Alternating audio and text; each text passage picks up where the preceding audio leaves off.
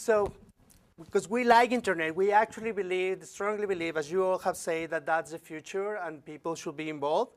We thought about asking for some money so we would have some internet radio podcast. And we got $1,200,000, $12,000, yeah. If not, I will be so happy. My website will be working. I will have 3 people here with me. No, $12,000. And just to do a pilot of 12 shows. And the shows were for Latino gay men living with HIV in Ontario. So the idea was to think about a Latino man who lives with HIV, but he lives in Ontario, but not in a big city maybe. So people in Toronto, they have access to many clinics, they have access to services, there are places they can go. But if you live, I'm just gonna name a place, like, I don't know, Sudbury, or I don't know, and then you are Latino and you live with your family maybe, or with other people, but you cannot tell them that you're positive or that you're gay, and then you don't want to ask for services because you don't want people to see you, and then everything you need, you have to travel 3 or 4 hours to get access to. So that was our target. We said, let's create some radio, internet radio, that people could access in the safety of their home, they could use with their own computer, and let's create this, like, this community without walls. Like, people will connect, and actually, they could actually make like appointments with our counselor in Spanish, and they could have services like on the phone. So here were the 4 objectives. It was to reduce isolation, to provide relevant information, to promote the space for critical discussion and post-prevention condom use, to reduce the impact of discrimination and stigma, and to promote the services that we have at 40 Wesley in Toronto, which is the HIV prevention program. So what were the challenges? Well, we had to develop like ways how to measure that we were actually successful, like counting how many people were listening to the radio, to the podcast that we saved in a website. So the website at the time, it was called to radioplus.podomatic.com. And here are the statistics of how many clicks we had with over 12 shows, and then we had the website for a year. Again, I didn't know, because the other day I was looking for the website so I could come out with you, and then I discovered that the website was gone, or this address wasn't available anymore.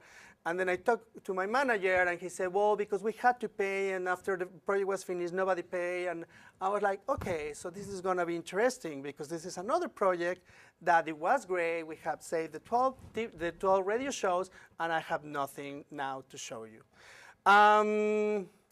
So nevertheless, we said, you know what, let's go for funding. Let's create a pilot. Let's think more truly about this, how we can evaluate this.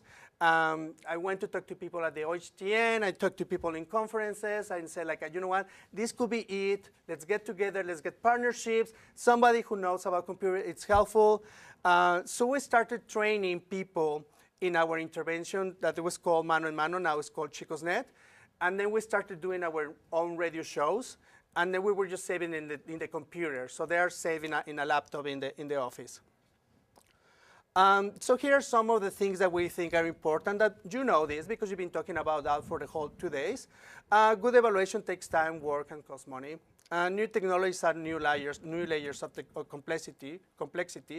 Working with volunteers is very empowering, but it's also very challenging, because we had volunteers that they come and they want to create a website, but then they find jobs, so they move on, and then so the new person doesn't know how to work with that. So it's challenging. So like yesterday I was listening to him that they have all this army of volunteers, and I was like, wow, I need to talk to you guys, because that has been challenging for us to keep those people who are like very talented engaged in the program, with the program.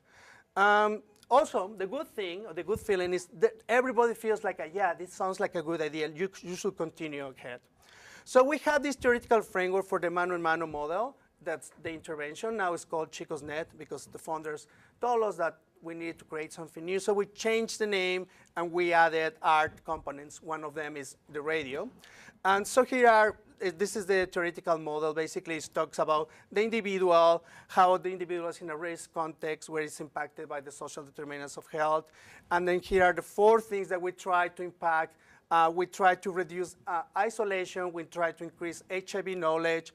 We try to increase development of critical awareness. We try to increase resilience and self-efficacy skills.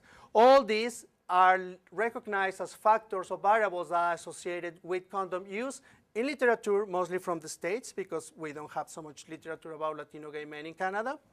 And then here are our scales that we, at this point, we still are testing. We're still testing the scales. We had the Ontario HIV Treatment Network conference 2 weeks ago, and then I have this big group, the same number as you are, with people from all over the country, and then we were just talking about which scales, how to implement the scales, how to make it effective at the community level, and we're still having that discussion. But that is our outcome, which is to reduce HIV infection to promote condom use. So with Francisco Ibanez Carrasco, he works at the OHTN. He used to work in British Columbia, so maybe many of you know Francisco. He is in charge of a project called University Without Walls. I don't know if you are familiar with it. They have this amazing kind of a fellowship where they get like 12 students from all over Canada, and they provide them with some seminars online. They use like this kind of a Skype. I don't know what is the system, but that somebody here, it's like just talking to a camera, and then 12 people are receiving this and they're discussing.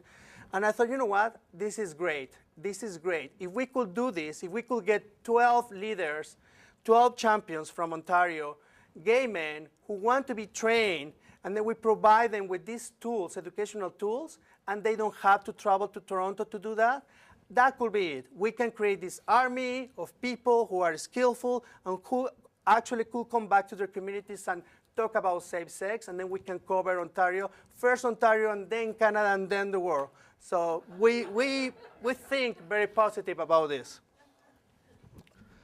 The second part of that intervention will be like, let them produce 26 podcasts, radio shows with different topics, themes, everything about prevention. I actually share the same philosophy that Kim was saying yesterday. Our founders, there's still many ideas about HIV prevention is condom-based. I think that is well behind. We have to move ahead about thinking to an individual that is resilient, that is empowered, that has mental health, emotional, has access to sports, has access to friends, to a setting where he's loved, he belongs, safe. All these things are very important. So what if we can provide this with the radio show? So this is the model what we are trying to, and we discovered that there is a website called ASO 411, and they have it in English, French, and Spanish. And I told Francisco, I said, Francisco, if we could create these radio shows, this intervention, and we can just prove that by having all this radio show, we can get more people to go onto this website and access more services in Spanish, I think we could actually prove that the intervention is successful. So this happened last week, and this is basically the discussion I have with you, because then we started talking about methods and how we're going to make it relevant, rigorous, community-based, effective, cheap, blah, blah, blah, blah, blah. So this is what I'm having for you. What do you think about having an intervention, online, radio podcast with people from the community, and how do we measure, how do we know if that is actually effective? And this is the end of my presentation.